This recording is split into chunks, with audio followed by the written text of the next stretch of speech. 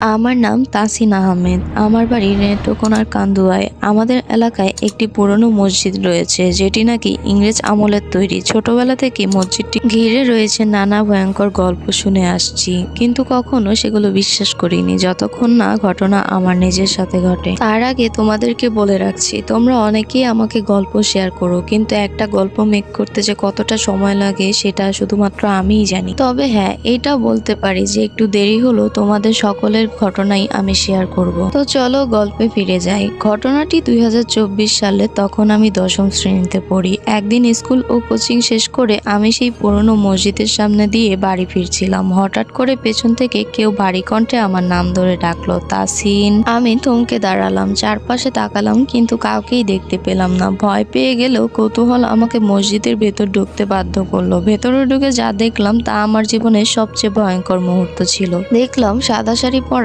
এক অবয়ব দাঁড়িয়ে ছিল। তার মুখ ছিল ফ্যাকাশে, তার সবচেয়ে ভয়ঙ্কর, তার কোনো চোখ ছিল না। ফাঁকা চোখের জায়গায় যেন আমাকে গিলে খাচ্ছিল। সেই দৃশ্য দেখেই আমি চিৎকার করতে গিয়েও পারলাম না, আর সঙ্গে সঙ্গে জ্ঞান হারিয়ে ফেললাম। পরের দিন সকালে আমি নিজেকে নিজের বিছানায় খুঁজে পেলাম। মা বললেন আমি নাকি কিছু না বলে ওই মসজিদের দিকে চলে গিয়েছিলাম। পরে জানতে পারলাম আমার দাদা ও বাবা আমাকে মসজিদের সামনে অচেতন অবস্থায় পেয়েছিলেন। সেই ঘটনার পর থেকেই আমার জীবন বদলে গেল। রাতে ঘুমোতে পারতাম না, চোখ বন্ধ করলেই সেই ভয়ঙ্কর অবয়বটা ভেসে উঠতো। মনে হতো সবসময় কেউ আমার আশেপাশেই আছে, আমাকে অনুসরণ করছে। আমার এই অবস্থায় বাবা আমাকে কবিরাজের কাছে নিয়ে গেলেন। কবিরাজ বলেন আমার ওপর ওই অবয়বটির ছায়া পড়েছে। পরে বাবা এক দূরের হুজুরকে ডাকলেন। হুজুর আমাকে একটি তাবিজ দিলেন। তাবিজ নেওয়ার প্রায় 1 মাস পর ধীরে ধীরে আমি স্বাভাবিক হয়ে উঠলাম। এখন আমি ভালো আছি, কিন্তু সেই দিনের ভয়ঙ্কর অভিজ্ঞতা আজও আমি ভুলতে পারিনি। এই গল্পটি তোমাদের কাছে ভালো লেগে থাকলে লাইক, কমেন্ট, শেয়ার করতে ভুলো না কিন্তু।